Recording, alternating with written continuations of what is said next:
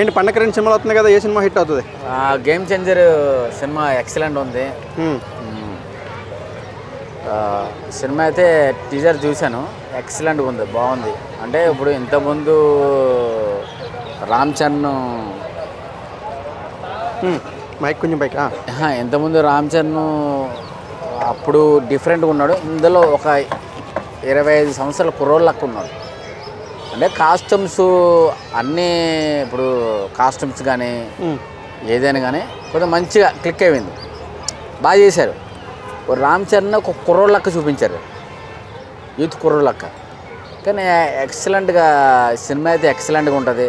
Fights కానీ emotions కానీ చాలా బాగా తీశారు. డాకుమారాజ్ సూపర్ హిట్ అవుతుందా, గేమ్ చేంజర్ సూపర్ హిట్ అవుతుంది? రెండిట్లో ఏది సూపర్ హిట్ అవుతుంది? టీజర్ అయితే ఆల్రెడీ 2 మిలియన్స్ వెళ్ళిపోయింది. అది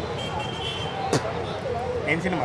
గేమ్ చేంజర్ 2 మిలియన్స్ వెళ్ళిపోయింది. అది దాన్ని బట్టి మనకేంటి అర్థమైంది, ఒక టీజర్ అలా పెడితేనే 2 మిలియన్స్ వెళ్ళిపోయిందంటే ఆ జనాలకి రీచ్ అయిపోయినట్టు. అది అవునా కదా?